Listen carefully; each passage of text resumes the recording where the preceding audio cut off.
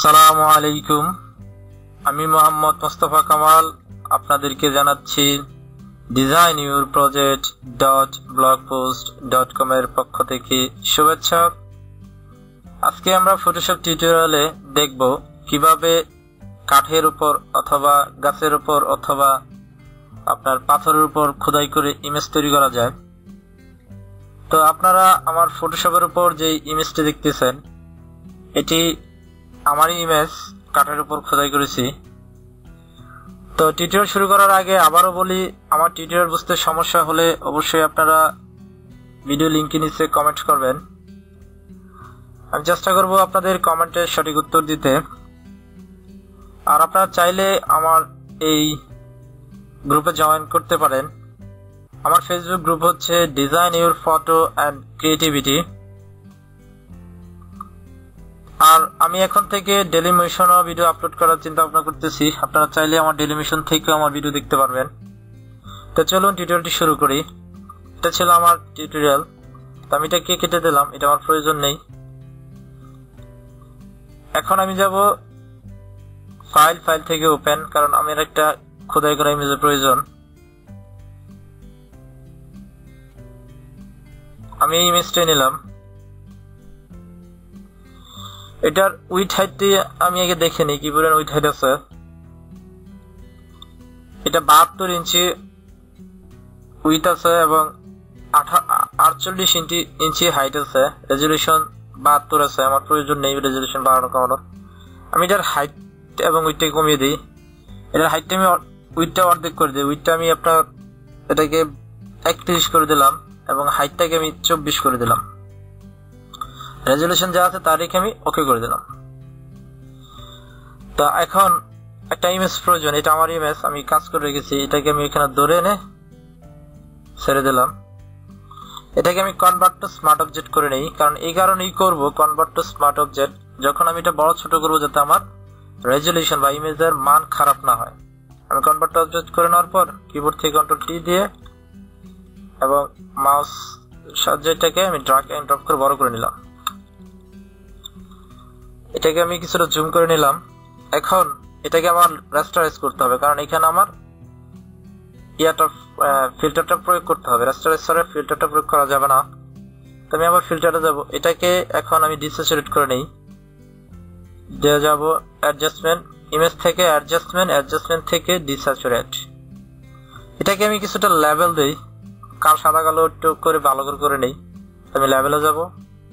এই ব্ল্যাক পয়েন্টটাকে আমি নিয়ে নেব যেটা একটু কালো হয় এবং হোয়াইট পয়েন্টটা নিয়ে নেব যেটা একটু সাদা হয়। এটাকে আমি ওকে করে দিলাম। এখন যাব আমি ফিল্টারে। তো এখানে ব্যাকগ্রাউন্ড কালার কালো থাকতে হবে এবং ফোরগ্রাউন্ড কালার সাদা থাকতে হবে। যদি আমি ব্যাকগ্রাউন্ড ফোরগ্রাউন্ড কালার অন্য কালার রাখি তাহলে কি দেখি, আমি ফোরগ্রাউন্ড কালারটা চেঞ্জ করি। দেখুন আমি এটাকে কালার করে দিলাম। এখানে কিন্তু একটা অন্য ধরনের পরিবর্তন আসবে। আমি আপনাদেরকে দেখে ফিল্টার দেবো, ফিল্টার গ্যালারি থেকে যেতে হবে স্কেচ থেকে যেতে হবে ফটোকপি, এটা হচ্ছে ফটোকপি। তা আমি এটাকে যদি করে দেখি, দেখুন এটা কিন্তু এই ম্যাজেন্টা কালার ধারণ করছে। আমাকে কিন্তু করতে হবে কালো কালার। তা আমি এটা ক্যান্সেল করে দিলাম। এখানে আমি যাব ফোরগ্রাউন্ড কালার থেকে যাব কালো কালারটা সিলেক্ট করব। করার পর যাবো আমি ফিল্টার থেকে ফিল্টার গ্যালারি থেকে যাব আমি স্কেচ থেকে যাব ফটোকপি। ফটোকপিতে নিলাম, নেওয়ার পর আমি এটাকে ওকে করে দিলাম। এখন এটাকে আমি সিলেকশন রাখা অবস্থায় যাব চ্যানেলে। নিচে এটাকে আমি ইনভিজিবল করে দেব। এখন যাব চ্যানেল থেকে আমি এখানে ক্লিক করলে দেখুন এটা সিলেকশন হয়ে গেছে। আমি যাব এখন লেয়ার থেকে আমি এটাকে কন্ট্রোল সি এবং কন্ট্রোল ভি দ্বারা কপি করতে পারি, অথবা কিবোর্ড থেকে কন্ট্রোল জেড চাপলেই হবে। কপি হয়ে গেল। আমি এটাকে ইনভিজিবল করে দিলাম। দেখুন এটা হয়ে গেল আমার কপি। আমি কিবোর্ড থেকে কন্ট্রোল চেপে এর উপর মাউস ক্লিক করব, থাম্বনেইলের উপর ক্লিক করার পর এটা ফিল হয়ে গেছে, এটা সিলেকশন হয়ে গেছে। সিলেকশন হয়ে গেছে। এখন যাব আমি ব্রাশ টুল নিয়ে নিব। তো এখান থেকে আমি একটা সফট ব্রাশ সিলেক্ট করে নিলাম। আমি এই ব্রাশটা সিলেক্ট করলাম। এখন বাইরে ক্লিক করলাম। এটাকে আমি বড় করে দিই সফট ব্রাশটাকে। এটা বড় করা যায় আপনার কিবোর্ড থেকে পির পর দুটো ব্র্যাকেট আছে, ব্র্যাকেটের মাধ্যমে। তাই আমি এটার ব্যাকগ্রাউন্ড কালার কালো রেখে আমি এটাকে ফিল করে দিলাম।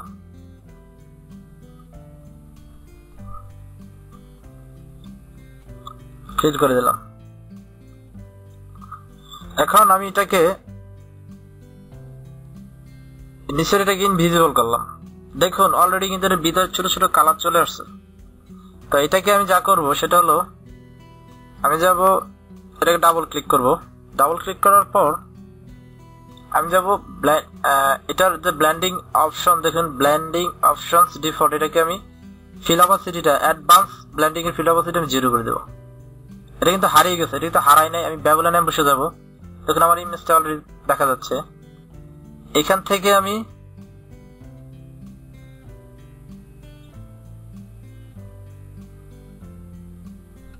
ফিল ইমেজটা দেব। দেখুন এটা ভিতর খোদাই খোদাই মনে হচ্ছে। এটার সাইজটা আমি একটু কমিয়ে নেই, হ্যাঁ, ভালো বোঝার জন্য।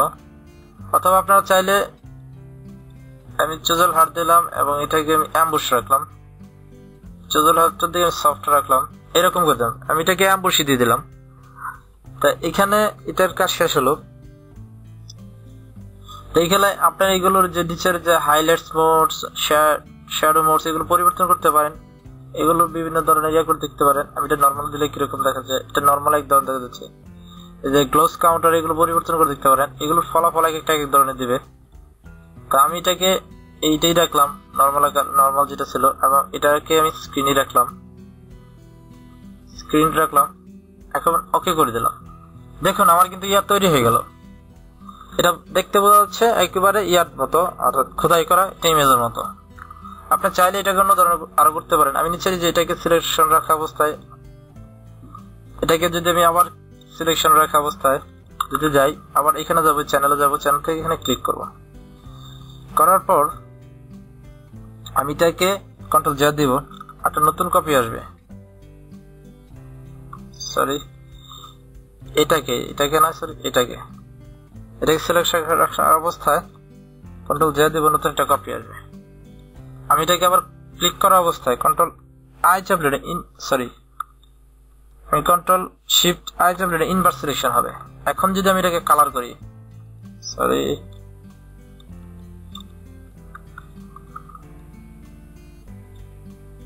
এটার বাইরে খুব সাবধানে কালার করতে হবে, না যে বাইরে চলে যাবে।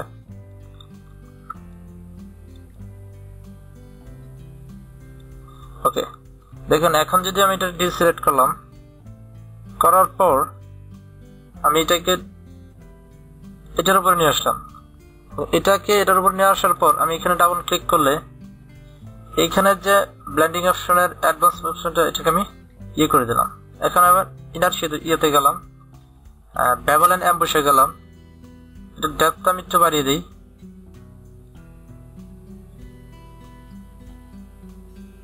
সাইজ আমি 2 রাখলাম, আর এটাকে ডাউন করে দিলাম। তারপর এটাকে আমি অ্যাম্বুশ করে দিলাম, এটাকে চিজল হার্ট করে দিলাম। দেখুন এটা এক ধরনের রেজাল্ট দিচ্ছে ইমেজটার উপরে। আপনি যদি খেয়াল করেন এটা এক ধরনের রেজাল্ট দিচ্ছে। তো এরকম আপনার ইচ্ছা মতো তৈরি করে নিতে পারবেন। এটা একটু টেকনিক জানা থাকলেই হয়। আমি এটা উঠিয়ে দিলাম। আপনারা যেভাবে আপনাদের পছন্দ হয় সেভাবে করে নেবেন। তবে এটার সিস্টেমে আমি একটা পদ্ধতি জানি, এই একটা পদ্ধতি আপনাদের সাথে শেয়ার করলাম। আর আমি এটার ফাইলটা দিয়ে দেবো, আপনারা ডাউনলোড করে নিয়ে নেবেন। তো আজকে এই পর্যন্ত টিউটোরিয়াল, অন্য সময় একটি টিউটোরিয়াল নিয়ে কথা হবে। তো আজকে এই বলে শেষ করছি। আল্লাহ হাফেজ।